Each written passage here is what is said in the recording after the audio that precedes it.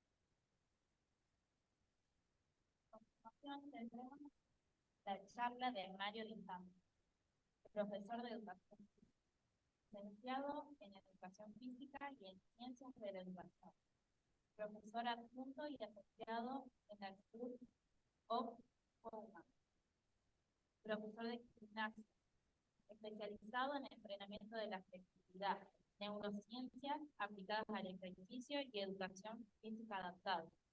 Disertante en numerosos cursos, simposios, posgrados y eventos afines desarrollando los temas de flexibilidad, estabilidad, entrenamiento inestable, educación física adaptada y neurociencias aplicadas al ejercicio. Autor de los libros Flexibilidad y Amplitud de Movimiento. Asesor de deportistas internacionales y sus respectivos equipos técnicos. Tenis, fútbol y atletismo. A continuación, damos inicio a la charla Los estiramientos, perspectiva histórica. Bueno, ¿cómo les va? Bueno, Buenas Mario, tardes. cuando quieras. Bárbaro. Creo que falta habilitar la función de compartir pantalla, querido Dani. Nada más. Bueno, ¿cómo les va? Buenos días a todos. Muchas gracias por la confianza. La ponencia va a tener que ver bueno, el haber nuevamente puesto energía en escribir en formato libro. Hace prácticamente 15 años que vengo escribiendo en formato class y en formato paper. Y ahora, hace poquito recientemente, terminé de escribir un capítulo para un nuevo libro sobre historia. El capítulo es sobre historia de los estiramientos. Esta conferencia, de alguna manera, resume las consecuencias o las conclusiones principales de ese capítulo. Vamos a compartir pantalla y ustedes pueden observar que, y espero que me estén escuchando bien, calculo que sí, una mirada histórica. Sí, sí. Claro, buenísimo. Que de alguna manera entendemos que el traqueo histórico tiene mucho que ver con esto de la posibilidad de entender el presente y fundamentalmente considerar los estiramientos como una herramienta que no es ni omnipotente ni mala, simplemente tiene alcances y limitaciones lógicas. Y la mirada histórica lo que aspira básicamente es a contextualizar para poder emplear esta herramienta con mayor precisión. Obviamente, cuando haces un estudio de carácter histórico, es prácticamente imposible tener digamos, una mirada estrictamente objetiva. Cada uno va haciendo el recorte y la interpretación siempre subjetiva en base a intereses. Y lo que ha guiado este estudio es la pregunta acerca de cuándo en la historia aparece esta práctica motriz que es el estiramiento estático. Es decir, en qué momento de la historia del hombre empezó a mantener una posición de alargamiento con una intencionalidad, ya sea preparatoria para la actividad subsiguiente o de desarrollo del incremento de la flexibilidad propiamente dicha.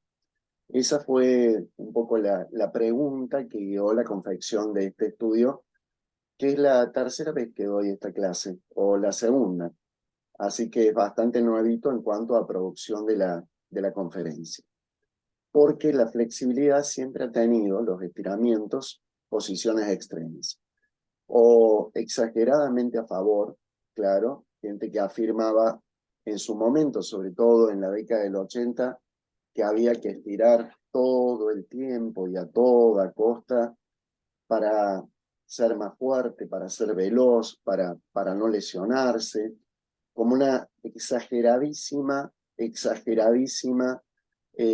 atribución de propiedades favorables a los estiramientos, lo cual era falso. O también tuvimos una época en donde aparecen argumentos en contra y formulaciones acerca de la inutilidad de los estiramientos. Eso se sitúa aproximadamente entre el 2008 y el 2016, hasta haber superado desde una ubicación contextual los alcances y limitaciones de esta práctica motriz. Dos o tres aclaraciones iniciales antes de empezar el registro histórico. Recordemos que flexibilidad es una propiedad de la materia que tiene que ver con reducir la resistencia a las fuerzas deformatorias. En definitiva, esta capacidad de ceder ante fuerzas deformatorias, fundamentalmente por tracción, pero también por torsión o compresión. Un material flexible es el que ofrece menos resistencia. Movilidad es un concepto, podríamos decir, que tiene doble acepción. Por un lado es la propiedad potencial de la articulación de permitir el cambio de posición de sus elementos constitutivos. Pero por otro lado es una forma de entrenamiento de la flexibilidad. Rango de movimiento es un valor matemático goniométrico de alcance articular. Y amplitud de movimiento es una capacidad integrada, es decir, es la capacidad de proveer a ese rango de movimiento incrementado gracias a uno de los componentes, que es la capacidad de ceder, que es la flexibilidad, estabilidad y propiedad de control motor. Por lo tanto, la posibilidad de generar movimientos amplios tiene a la flexibilidad como requisito, pero también tiene a la fuerza, a la estabilidad, a la coordinación, a la capacidad de contracción como requisitos complementarios. De acuerdo al carácter, los estiramientos pueden ser estáticos, es decir, luego del alargamiento, una fase de mantenimiento, que los clasificamos en breves, moderados y largos, o prolongados, de acuerdo a el retraso electromecánico que puedan llegar a producir. Los breves son aquellos que con tiempos menores a 6 segundos no provocan retraso electromecánico. Los moderados son aquellos que entre los 6 y los 15 segundos, por lo general no tienen una utilidad muy precisa más que a nivel de elongación o de flexibilización como alta intensidad. Pero los prolongados son aquellos que por arriba de 15 segundos ya sabemos producen un efecto agudo adverso sobre la fuerza, el tiempo de contacto, la velocidad de sprint, provocando dificultad para la transmisión de energía del músculo a través del tendón por la unión tenoperióstica y de esa manera reducir el tiempo de aplicación de fuerza. Los dinámicos son aquellos en donde entre la fase de estiramiento y la recuperación de la longitud hay una solución inmediata de continuidad. Es decir, no hay un mantenimiento. Los lentos no acreditan aceleración más que cuando rompemos estado de inercia. Los rápidos acreditan aceleración, que es submáxima. Y los explosivos o balísticos, aceleración máxima. Y hay muchas formas mixtas, claro, en donde podemos combinar estático por dinámico, dinámico por estático, o dos sándwiches. Estático, dinámico, estático, dinámico, estático, dinámico. Son distintos caracteres de estiramiento. De acuerdo a la intensidad, el estiramiento puede ser a nivel de elongación. ¿Qué es elongar? Es simplemente alargar, pero alargamos por debajo del punto de disconfort. Flexibilización es un alargamiento de mayor intensidad entre el punto de disconfort y el punto de dolor, que nos sirve para generar adaptaciones crónicas que incrementan la flexibilidad. Y el sobreestiramiento alude a intensidades que están por encima del punto de disconfort y de dolor. Son dolores muy grandes, pero que llevan a romper la estructura y por lo tanto no generar adaptaciones favorables por más que la flexibilidad incremente. Pero generamos un estado de lesión crónico y sobre todo de inflamación crónica que no favorece a ninguno de los, digamos, participantes. Actividad dinámica como un estiramiento dinámico subumbral, como por ejemplo cuando caminamos, que los músculos se estiran dinámicamente. Pero el estiramiento dinámico, y esta distinción la hizo el Dr. Bem, ya como decíamos antes, estiramientos, digamos, que incrementan la intensidad más allá de la longitud normal a la que dinámicamente los músculos se estiran para las actividades cotidianas. FNP es facilitación neuromuscular propioceptiva, que en el 2009 cambiamos el término nosotros con el Dr. Bem para nuestro empleo a técnicas de estiramiento reflejo modulantes, para separarnos de la FNP como concepto. Pero no olvidemos la FNP porque ella marca de alguna manera el inicio del empleo por primera vez en la historia dentro del ámbito de la terapia del estiramiento como modo estático.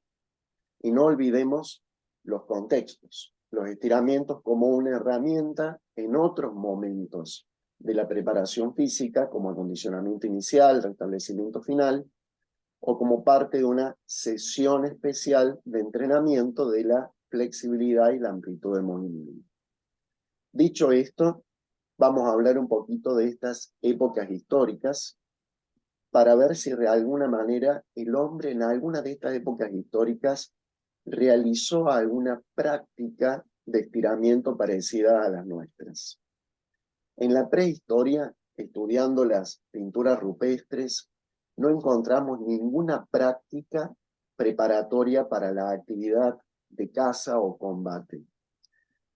Eventualmente suponemos que el hombre prehistórico, como está ahí la foto de Picapiedra, pudo haber desperezado lo que se llama pandiculación o estiramiento involuntario, o eventualmente algo de movilidad, claro, no repetitiva, digamos no repetitiva igual, para manipular alguna herramienta cuando aparece la herramienta. Pero no encontramos ningún vestigio de alguna práctica preparatoria ni para la caza ni para las acciones de combate. En la Edad Antigua tampoco encontramos estiramientos como los conocemos actualmente. Claro, sin embargo, ahora vamos a hablar de Grecia, Roma y Egipto. Vamos a ver cómo en algunas culturas antiguas americanas aparecen posiciones muy parecidas a las del yoga. Claro, podemos encontrar registros de movimientos amplios, dinámicos, muy parecidos a lo que podrían ser esos movimientos de los cazadores prehistóricos como preparatorios, pero nada parecido al estiramiento estático, simplemente posibles actividades dinámicas para el combate. El yoga usa posiciones que implican estiramiento, pero nunca nació con el objetivo de incrementar la flexibilidad. Es decir, son, como por ejemplo nosotros tenemos alumnos de yoga que vienen a incrementar la flexibilidad con nosotros para disfrutar mejor la clase de yoga, pero no es el objetivo del yoga ese. El objetivo tiene que ver con otros propósitos como la conexión espiritual y demás. Lo que siempre nos deja pensando es, ¿por qué no en otra posición más cómoda? Es decir, ¿por qué ese contacto íntimo con el cuerpo, ese contacto íntimo con alguna dimensión espiritual o lo que fuere, lo logran desde posiciones, posturas, que implican un estímulo propioceptivo significativo por los estiramientos? Esa es una inquietud que hemos tenido siempre, de por qué no, por ejemplo, acostados, claro, para ese tipo de funciones, sino en posiciones de partida que para los principiantes son incómodas, pero después con la práctica se van haciendo cómodas y se logra una interiorización y una concentración y concientización de las funciones orgánicas mucho mayor que cuando simplemente estamos acostados o sentados en un sillón.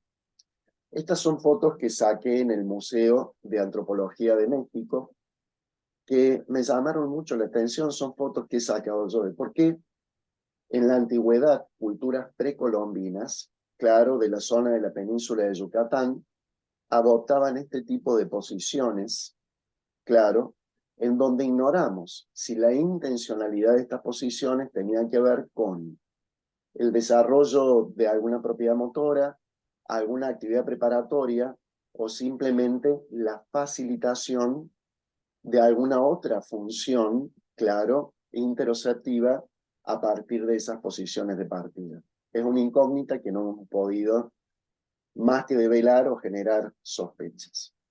En el antiguo Egipto, una gran cantidad de posturas y posiciones, algunas de valor simbólico, claro, aparece por primera vez y probablemente antes también la práctica del entretenimiento de la corte, claro, con acrobacias y saltimbanquis, pero nada parecido a una práctica de estiramiento estático.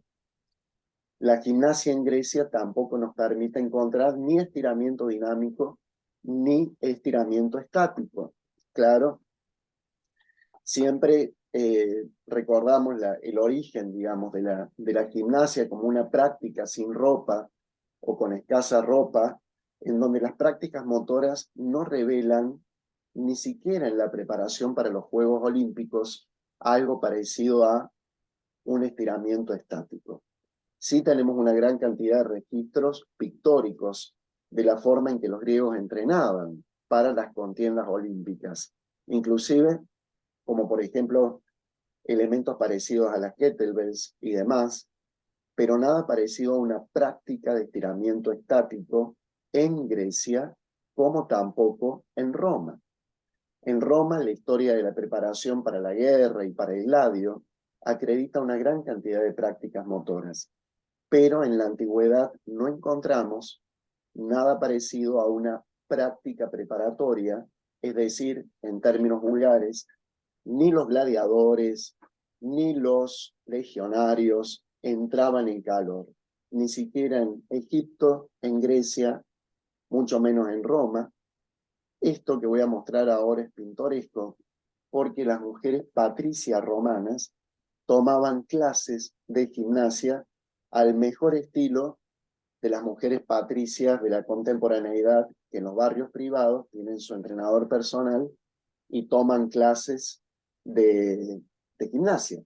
Pero esto me llamó mucho la atención porque ellas de una manera, podríamos decir, privada, también generaban prácticas en sus, probablemente, por la condición en la que vivían, bastante tiempo libre. En el medioevo tampoco podemos encontrar registros de estiramiento estático ni dinámico. Probablemente la práctica de la movilidad extendida por la acrobacia, claro, y el entretenimiento con prácticas corporales, o alguna movilidad asistemática de los caballeros antes de las contiendas como tal. Había, por supuesto, acrobacias y saltimbanquis, y esto me lo pasó Manuel Pombo, y la verdad, no sabemos si es verdad o si es una chanza, es más que nada una broma, pero evidentemente nadie puede comprobar que ninguna cultura en esa época, en la edad media, podía conocer los beneficios del calentamiento. Pero lo que sí tenemos que subrayar es que en la Edad Media aparece el estiramiento como una forma de tortura, utilizada por la Inquisición y reproducida por los españoles como forma de tortura, por ejemplo, con el sacrificio de Tupac Amaru. Es decir, en la Edad Media el estiramiento estático aparece, pero no como una práctica motora saludable, sino como una práctica motora de castigo, claro, como tal. La Edad Moderna, entonces, en síntesis, es muy parecida al medioevo. Ya pasando la Edad Moderna, suponemos menos acción dinámica o movilidad porque aparecen las armas de fuego que no acreditan tanta movilidad como el manejo de la espada, claro, es decir, requieren otro tipo de control, pero básicamente tanto en la cultura oriental las mismas prácticas motrices. Aparece en la Edad Moderna el entrenamiento castrense, en el que no encontramos el estiramiento en tanto estático. Sin embargo, la revolución industrial, que saca gente del campo y la lleva a la ciudad para el movimiento repetitivo, claro, el movimiento unilateral, genera por primera vez en la historia la alteración postural masiva. Ya había un registro en la historia con los esclavos de la galera, que siempre remando del mismo lado, tenían atroces deformidades de su columna, pero nunca hubo una práctica compensatoria. Simplemente eran descartados como esclavos y morían. Pero en la edad moderna, la revolución industrial empieza a crear alteraciones posturales y por eso al comienzo del siglo XIX nace con uno de los propósitos compensatorios la gimnasia por primera vez, lo que llamamos gimnasia. Con Pedro Enrique Link, varias corrientes, ¿no? En Suecia, la gimnasia danesa con Niels Buch, todos los intentos en Francia de Francisco Amorós de Andiano, y nace por primera vez, claro, el estiramiento como forma dinámica en el siglo XIX, pero no como forma estática. Aparecen los primeros sistemas ultra formalizados de entrenamiento militar con estiramiento dinámico, pero sin estiramiento estático. Empieza la preparación física en deportes con estiramiento dinámico, pero sin estiramiento estático. Es decir, todo a lo largo del siglo XIX no tenemos vestigio de la práctica del estiramiento estático. Solamente, y probablemente esto justifica que en la segunda, que en el siglo XX aparezcan los primeros estudios sobre la actividad propioceptiva. Recuerden que en la década del 60, claro, en 1860 se descubre como un protofascículo que se creía inicialmente que era eso, y después se sabe que es el uso neuromuscular, y se empieza a estudiar el reflejo miotático de tracción, viendo cómo el músculo reacciona al estiramiento con una contracción. Y eso se da a finales del siglo XIX.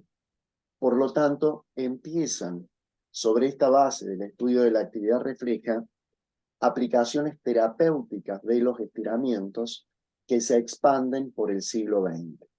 Acá tenemos algunos gráficos de lo que eran las actividades preparatorias. Creo que el CrossFit no tiene nada de original en relación a lo que eran los gimnasios urbanos en aquella época, donde se realizaban montones de actividades con estiramientos dinámicos.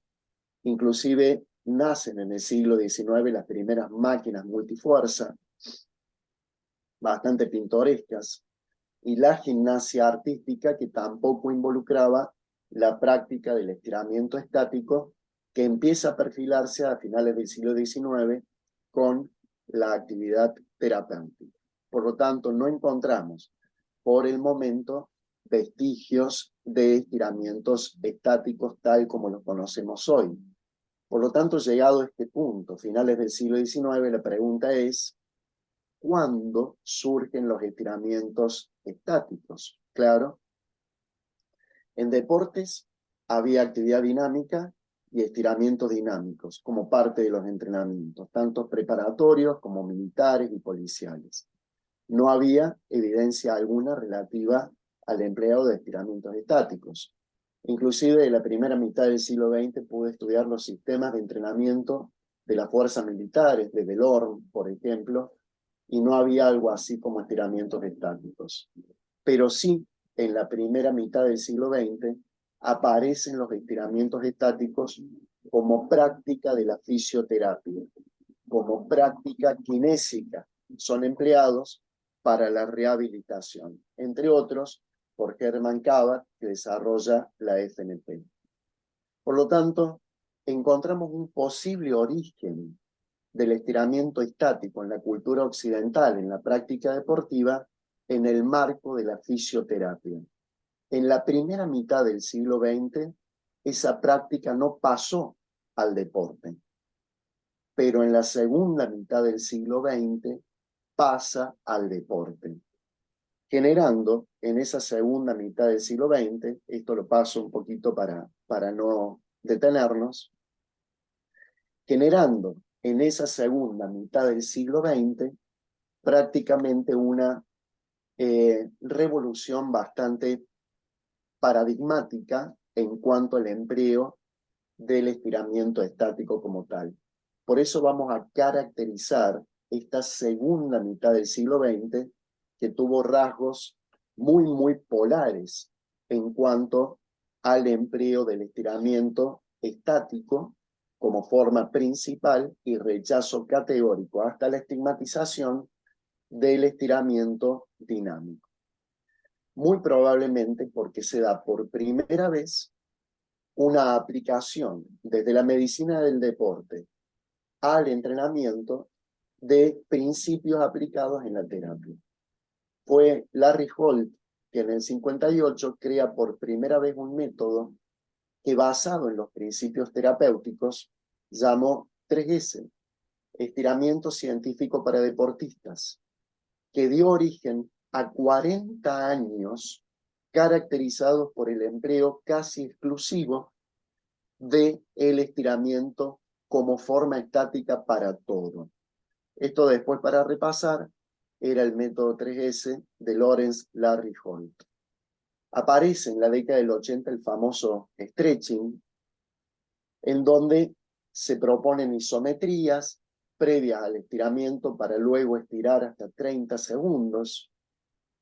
Aparece un bestseller, claro, en la década del 80 de Bob Anderson, vendió más de 5 millones de ejemplares, proponiendo estiramientos estáticos prolongadísimos. En definitiva, lo relevante de estos últimos 40 años del siglo XX es que se emplearon estiramientos prolongadísimos estáticos con tiempos superiores a 30 segundos, que fue hasta inclusive el más investigado. Se difundían una gran cantidad de beneficios no demostrados del estiramiento estático, un solo modo de estiramiento estático para el acondicionamiento inicial, restablecimiento final, pausas de recuperación. Claro, la cultura del fitness, con Jane Fonda a la cabeza, promueve el estiramiento para supuestas soluciones a 2 millones de problemas que nunca tuvieron evidencia, hasta que en 1999, finalizando el siglo XX, hay un primer metaanálisis que toma revista a 7 u 8 publicaciones que empiezan a contraargumentar y objetar escépticamente el estiramiento estático. Recordemos que fueron 40 años de prácticamente prohibición del estiramiento dinámico. Yo cuando empecé en el 88 como preparador físico, en la primer clase que doy con futbolistas y doy un estiramiento dinámico, vinieron el médico y el fisioterapeuta a retarme. Me decían, estás loco, esto no se hace, hay que mantener por lo menos 30 segundos cada posición. Así que la verdad llamaba mucho la atención. En esos 40 años también se estudia, sobre todo en los últimos 20 de esos 40, la hipertrofia inducida por estiramiento en animales. Por lo tanto, el problema no estuvo ni está en el avance del conocimiento científico, sino en la torpeza de la aplicación del descubrimiento científico a contextos diferenciales. Se descubre algo y la falta de reflexión crítica hace que de pronto ese descubrimiento sea aplicado con independencia del contexto para el cual ese descubrimiento realmente podría tener mayor asidero, mayor posibilidad. Vamos a terminar la conferencia, no ya, sino dentro de una buena cantidad de minutos, dividiendo el siglo XXI en dos etapas. Vamos a tratar de rescatar lo más relevante de los primeros 10 años del siglo XXI y a partir de 2010 a la fecha, en qué situación estamos. ¿Por qué se caracterizaron los primeros 10 años del siglo XXI? Por un primer, podríamos decir, crítica y rechazo, digamos, extremo a la práctica del estiramiento estático en tanto forma prolongada, que luego se traslada a un rechazo categórico en general a toda forma de estiramiento estático. Se investiga el retraso electromecánico. Recuerden que Jonathan Fowles en 2001 quería saber si el estiramiento generaba, como en los animales, hipertrofia en seres humanos. Y estiraba 20 minutos el cuádriceps, midiendo la fuerza inmediatamente después a la hora y a las 2 horas, encontrando 50% de déficit inmediatamente después en fuerza, 30% la hora, 10% las 2 horas, y eso gatilló durante 2010 una cantidad muy prolífica de estiramientos sobre el efecto agudo perjudicial del estiramiento estático prolongado, en donde el tiempo menor que ya produce ese retraso, dijimos, los 15 segundos. El estiramiento dinámico, que en los últimos 40 años del siglo XX fue estigmatizado, por el contrario, se reedita, se estudia y se encuentran una gran cantidad de propiedades positivas, en el sentido de que mejora el rango de movimiento y no provoca ese retraso electromecánico. Surgen en esos primeros 10 años los famosos estiramientos en tensión activa. Se le ocurre por primera vez a Snault estirar y contraer en simultaneidad el músculo para estresar y por ende proteger la atadura miotendinosa.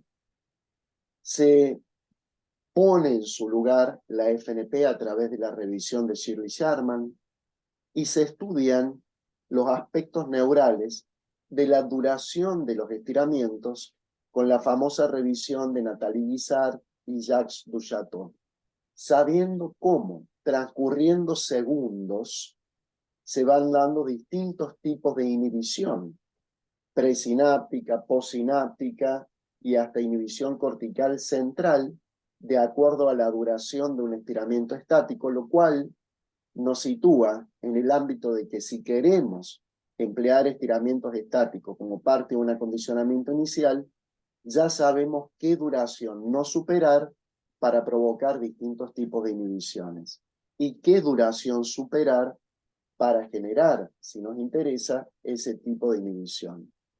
Pero probablemente los dos acontecimientos más importantes de la década del cero es, por un lado, la aparición de la hipótesis de la tolerancia de Magnusson, que dice: el motivo por el cual usted incrementa la flexibilidad entrenando no es porque haya ruptura de enlaces cruzados, sarcomerogénesis, o cambios en la conmutación refleja de la médula espinal, sino porque usted aprende a tolerar elevando el umbral del dolor, lo cual generó una gran cantidad de debates y discusiones realmente muy interesantes.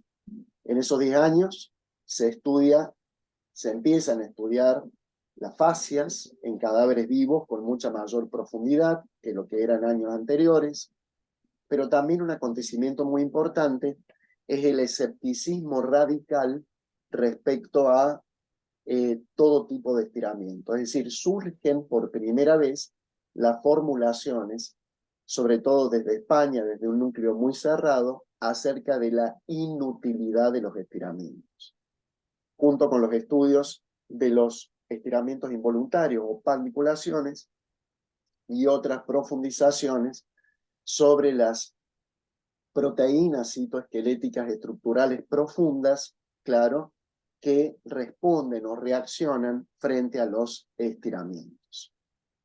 Lo bueno es que empiezan a darse precisiones acerca de cómo aplicar estiramientos en distintos contextos, ya rechazando esta idea de que hay una sola forma de estirar para cualquier contexto del entrenamiento deportivo, sino precisiones acerca de formas diferentes de estiramiento de acuerdo a si estamos en un acondicionamiento inicial, restablecimiento final, pausa de recuperación o lo que fuera.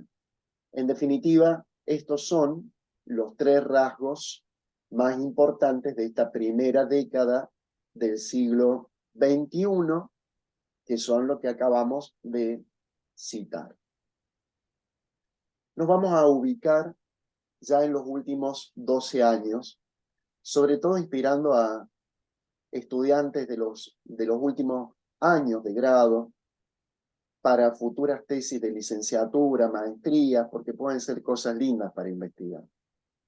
Por un lado, las constataciones electromiográficas acerca de las técnicas de facilitación neuromuscular propioceptiva, porque se dudaba si realmente provocaban, claro, relajación o inhibición, y se constata que realmente lo producen. Es decir, ya no es simplemente o no es pensado como un efecto placebo o simplemente mecánico.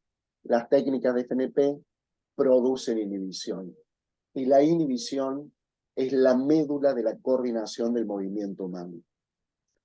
Por otro lado, surge esta idea con el Dr. Bem de hablar de técnicas de estiramiento reflejo modulantes, entendiendo que el modo de estirar, claro, moldea la actividad refleja en la médula espinal, ya sea para el lado excitatorio o para el lado inhibitorio. Se dan otras confirmaciones y constataciones interesantes, como por ejemplo la afirmación del escepticismo radical, pero su posterior refutación. Esa es una publicación que hacemos con el doctor Heredia Elbar y otros autores, que rescata el valor de los estiramientos y contraargumenta sobre los que afirmaban su inutilidad. Se rescata el estiramiento estático en formas breves, claro, sobre todo para el acondicionamiento inicial. Se profundiza el retraso electromecánico y fundamentalmente se descubre cómo la prolongación del estiramiento genera inhibiciones a nivel directamente del área motora primaria, tanto ipsi como contralateral. Compartimos muchos estudios con el Dr. Bem en Canadá para publicaciones, pero cerramos este brevario de los últimos años en investigación en flexibilidad con otras consideraciones interesantes. Se estudian los efectos no locales, como por ejemplo, estirando tren superior, facilito el estiramiento de tren inferior, pero también puedo producir, si son estiramientos prolongados arriba, retraso electromecánico abajo. Se estudia el rol sensorial de las fascias, sabiendo que son muchos más que envoltorios con función de contención. Desde el 2016, el efecto proinflamatorio de estiramientos de alta intensidad, generando invasión de neutrófilos y macrófagos, con efecto no deseado cuando el estiramiento es supraintenso o superintenso. Se estudia el efecto de los estiramientos sobre otros tejidos y ya sabemos cómo responde, por ejemplo, la vena, la arteria, los epineuros, los nervios, a la acción de estiramiento. Por eso surgen técnicas neurales, como nerve gliding y nerve sliding. Se estudian formas de elevar el umbral del dolor como un mecanismo de engaño al sistema protector del sistema nervioso. Entre esas técnicas, por ejemplo, la de coaptación articular precediendo el estiramiento como una forma de distracción. Como así también el estudio de la isquemia, ya sea por BFR o flossing, viendo que la isquemia facilita la deaferencialización al sistema nervioso, alterando la sensibilidad y por ende reduciendo la respuesta refleja al estiramiento. Por ende, muchas formas de superar rebeldías o casos de hipertono miofacial que hacen a la unidad miontendinosa rebelde al acto de estiramiento, sin dejar de lado la tremenda, y lo hace muy interesante el panorama, cantidad de estudios sobre el rolo neuromiofacial como facilitador del estiramiento, sobre todo como una herramienta previa al estiramiento. Usted puede hacer estiramiento rolo o rolo estiramiento. Cuando rola antes del estiramiento, el estiramiento se ve facilitado. Se estudian por primera vez los estiramientos en contextos inestables y metaestables, como así también en enfermedades crónicas, sabiendo, por ejemplo, el efecto del estiramiento en cuadros como el síndrome metabólico, insulinoresistencia y diabetes tipo 2. Se hacen algunas precisiones mayores contextuales y diferenciaciones terminológicas, surgiendo nuevos modelos de aplicación en marcos de acondicionamiento iniciales y restablecimiento finales.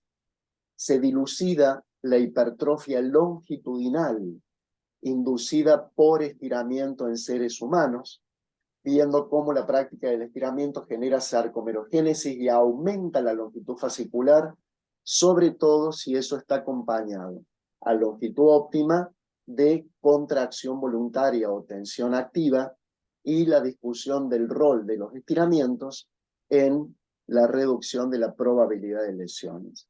Y como para cerrar este repaso de todo lo histórico, tesis sobre la palpiculación, por qué los seres humanos nos desperezamos y hacemos estos movimientos, como la posibilidad de un reseteo proprioceptivo, el rol de la imaginería y su impacto en el rango de movimiento, como así también el rol de la respiración y su impacto en el rango de movimiento.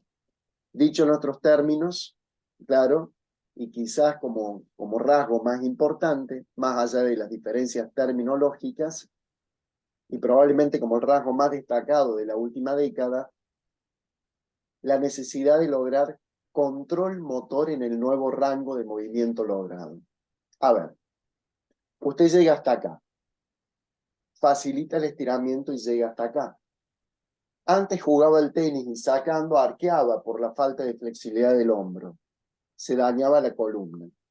Ahora logra esta flexibilidad de hombro, ya no se daña la columna, pero se daña el hombro. Por lo tanto, surgen propuestas de control estabilizador por cocontracción en el rango de movimiento conquistado. Es decir, formas de lograr control motor adecuado post-estiramiento para que ese incremento de la flexibilidad sea traducido realmente como un valor de amplitud de movimiento. Por lo tanto, en lo que nos queda quizás tenemos que trabajar para encontrar mejores procedimientos. Todavía hay muchos casos rebeldes que no podemos resolver. Estamos en gran deuda con el problema del hipertono miofacial y la espasticidad. Para mucha gente que necesita nuestras investigaciones y estudios para resolver el problema ahora y no cuando ya hayan vivido una vida con limitaciones. Es decir, poner nuestras cabezas en encontrar soluciones a estos problemas no cuando nos quede cómodo, sino lo antes posible para facilitar en el tiempo oportuno la calidad de vida de las personas, ¿no? Por lo tanto, necesidad futura de estudiar a mayor profundidad el impacto de los estiramientos en ultraestructuras profundas y en otros tejidos, seguir con precisiones en las aplicaciones contextuales, mayor estudio de las pandiculaciones y los estiramientos en ciertos estados mentales, como si también resolver el problema de las técnicas adecuadas para enfermedades neuromusculares y tratar de solucionar o encontrar aproximaciones al problema tan incómodo para todos nosotros de la espasticidad, siempre alentando a seguir estudiando. Nosotros, o por lo menos de mi parte, ya hace prácticamente 35 años que sigo enamorado y atrapado por este tema y otros. Es lo que en definitiva, lo que nos ha de alguna manera dado más allá del amor de la familia, el amor al conocimiento, la motivación para seguir siempre en esta carrera. Daniel, no sé si estás por ahí. Sí, sí, sí, justo ahora se estaba cortando un poco. Bueno, Ah, aparezco acá en la cámara, saludo. hola Daniel, ¿cómo eh, estás? Muchas gracias por la Así invitación. que, bueno, No no a se usted, por cortó en favor. general, ¿Cómo? no se cortó en general, se pudo escuchar bien. Sí, creo que sí se puede escuchar bien. Fueron partes muy puntuales y precisas, pero de 10 todo. Bueno, está abierto el micrófono por si querés interactuar con los chicos acá. Bárbaro, tengo tiempo para una pregunta, así después me tomo un taxi al aeropuerto. Bueno, queda el micrófono abierto, chicos, al que tenga alguna pregunta, consulta, de lo que sea. Me pone muy contento ver tanta gente joven convocada en congresos presenciales. Lamento no poder cumplir con la presencialidad allá, Daniel, pero qué lindo es ver nuevamente gente convocada en la presencialidad. Me llena de alegría.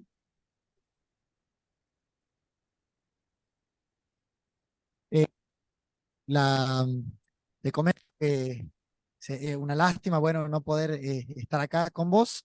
El simposio alrededor de 360 personas, si no va a ser más. Así que bueno, es muy valioso el que nos haya dado la oportunidad, el tiempo, a pesar de la agenda. Y nada, muchísimas gracias por todas las cosas. Repito, por si alguno quiere, alguna consulta que quieran hacer, sacarse una duda, lo que fuera.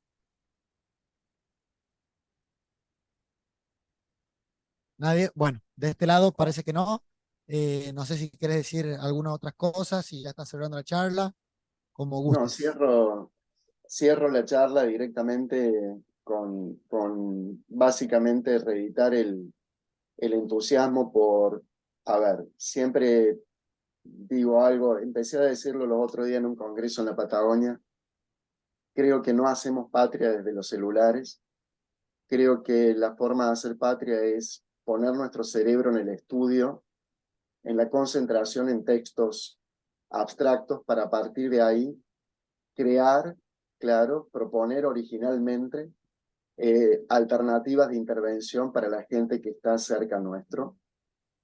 Aliento siempre a mis alumnos en el profesorado a abandonar las redes sociales porque son modos de distracción que no llevan a ningún lado, llevan a reproducir modelos y que retraen la evolución neuroplástica del cerebro humano. Por lo tanto, siempre les pido, y disculpen de ser reiterativo, dejar de lado las redes sociales que no conducen a nada, nadie se puede formar por posteos, y no se hace patria desde los celulares. Se hace patria desde el estudio y la creación de propuestas originales, sin pretender hipertrofiar la personalidad, construyendo un modelo mercantil en las redes sociales. Entonces, más que ser un físico culturista de la personalidad por redes sociales, Necesitamos humildad, claro, con un descenso del tono de la personalidad, el estudio profundo, porque tenemos un volumen muy grande de personas en nuestra población que requieren ese tipo de intervención. No gente preocupada en crear una personalidad comercializable en redes sociales, consumible en redes sociales, sino humildes estudiantes que se aboquen a los libros y puedan crear soluciones para problemas que son tremendamente versátiles. Solamente eso, Dani, como mensaje final. Te agradezco mucho y les agradezco a todos la atención. Muchas gracias. No, muchas gracias a vos. Abandono la reunión, así me tomo un taxi al aeropuerto. Muchísimas Gracias. gracias por la oportunidad. Bueno, hasta la próxima. Esperamos que la próxima vez que Pueda se haga ir, un simposio y estén las posibilidades, que vengas y bueno, nos conozca acá y venga a la Facultad de Educación Física. Muchas te lo gracias. prometo. Gracias, te lo prometo.